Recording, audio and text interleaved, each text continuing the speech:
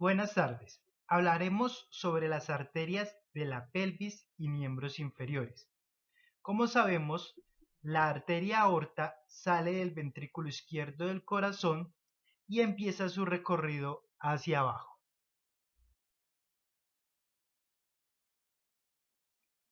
Cuando llega al abdomen, se convierte en la aorta abdominal. Esta arteria abdominal se bifurca en dos grandes arterias, llamadas ilíacas comunes, una izquierda y una derecha, y estas a su vez se dividen en internas y externas. La ilíaca interna es la que irriga como tal la pelvis y se divide en glútea superior, glútea inferior y obturatriz. La ilíaca externa es la que se dirige a los miembros inferiores. Esta ilíaca externa, cuando pasa la ingle y llega al muslo, se convierte en femoral. A medida de que desciende, llega a la rodilla y se convierte en poplitea. En el plano vamos a ver que se ve sombreada. Es porque está en el plano posterior. Sigue descendiendo, pasa la rodilla y se divide en dos, la tibial anterior y la tibial posterior, que al llegar a la mitad de la pierna se bifurca y forma la peronea. Tenemos la tibial anterior, que va bajando hasta el pie y forma varias ramificaciones, como la tarsiana lateral, la tarsiana media y la dorsal del pie. Acá vemos que viene la tibial anterior que va formando la dorsal del pie y también la tarsiana lateral. Las dos se unen a través de la arcuota. En esta otra imagen vemos la tibial posterior que forma la plantar media y la plantar lateral. La plantar lateral forma la arqueada profunda que continúa hacia las metatarsales plantares y estas se dividen en los ramos digitales que son los que irrigan los dedos. Venas de la circulación sistémica. Como sabemos, las arterias llevan la sangre oxigenada del corazón a las otras partes del cuerpo. Las venas se encargan de regresar la sangre desoxigenada de las diferentes partes del cuerpo hacia el corazón.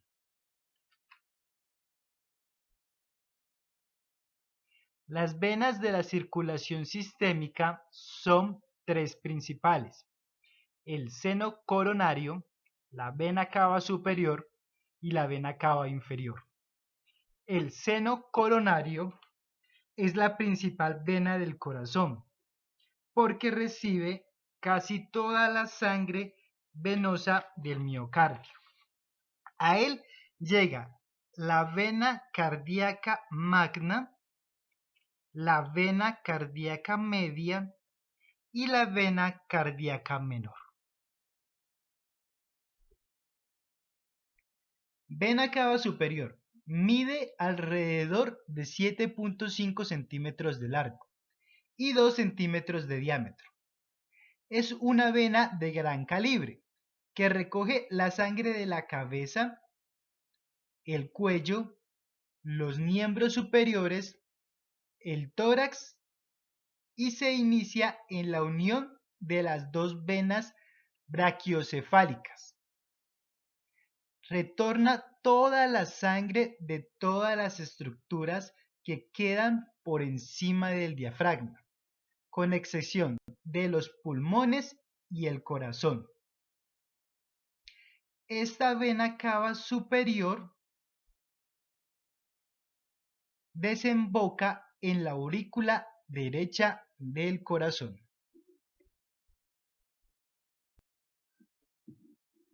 Vena cava inferior. Mide alrededor de 22 centímetros y un calibre entre 20 y 30 milímetros. Es la vena más larga del cuerpo. Comienza delante de la quinta vértebra lumbar a partir de las venas ilíacas comunes. Esta vena retorna la sangre de los miembros inferiores, la pelvis y el abdomen. Reúne el retorno venoso que hay por debajo del diafragma.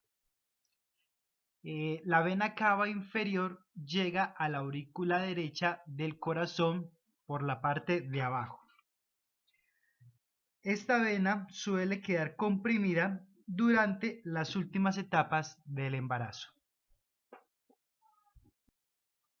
Vena de los miembros superiores. Las venas de los miembros superiores se dividen en dos, superficiales y profundas.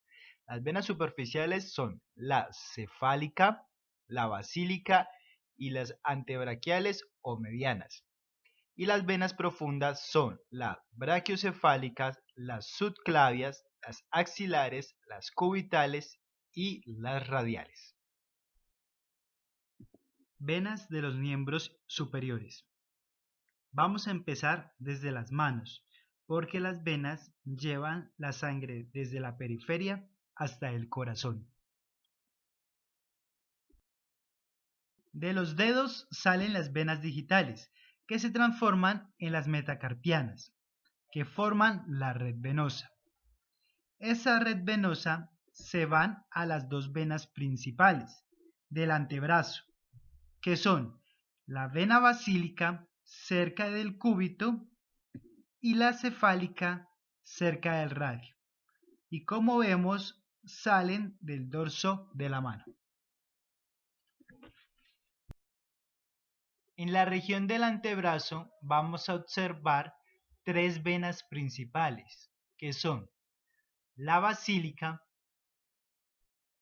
la mediana y la cefálica, las cuales salen del dorso de la mano, pero en el antebrazo se vuelven anteriores.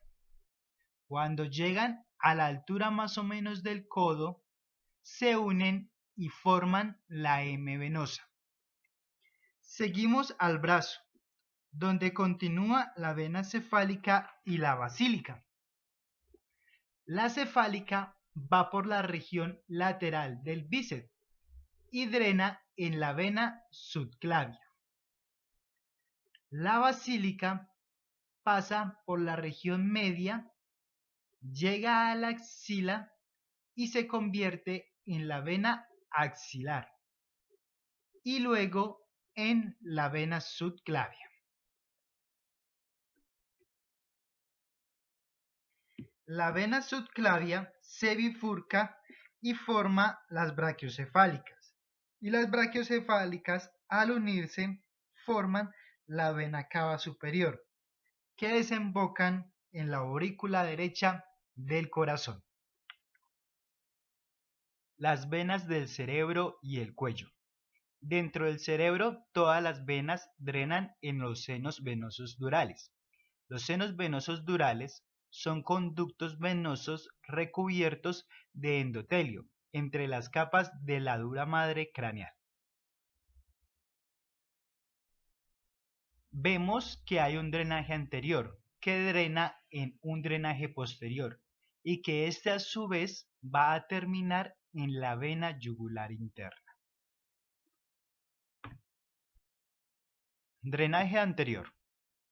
El drenaje anterior se conforma por el seno cavernoso, que es irrigado por la vena oftálmica y el seno esfenoparietal, que se extiende por el surco recibiendo a la vena cerebral media y así formando el seno cavernoso izquierdo y derecho, que se comunican entre sí a través de los senos intercavernosos, quienes están divididos por el tallo de la hipófisis.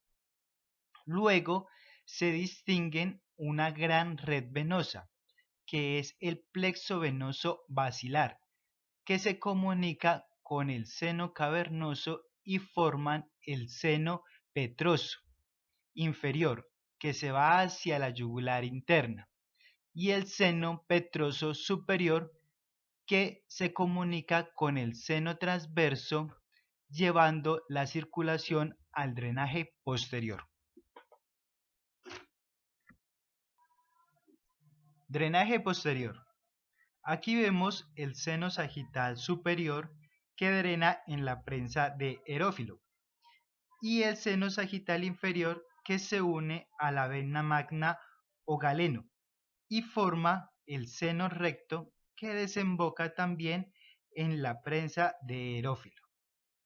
Otro aporte sanguíneo que tiene la prensa de erófilo es el seno occipital. Después de la prensa de erófilo, también llamada confluencia de los senos, están los senos transversos o laterales. Este se extiende hasta encontrarse con el seno petroso inferior del drenaje anterior para formar el seno sigmoide. Finalmente, que atraviesan el agujero yugular y llegan a la vena yugular interna. La mayor parte de la sangre que drena de la cabeza pasa por estas tres venas: las venas vertebrales, la yugular interna y la yugular externa. Las venas vertebrales se originan debajo de los condilos occipitales, descienden a través de sucesivos agujeros a través de las primeras 6 vértebras cervicales, para drenar en las venas brachiocefálicas. Vena yugular externa. Comienzan en las glándulas parótidas cerca del ángulo de la mandíbula. Descienden por el cuello a lo largo del músculo externocleidomastoideo y drenan en la vena subclavia. Durante los accesos de tos o en caso de insuficiencia cardíaca se pronuncia y es fácilmente observable.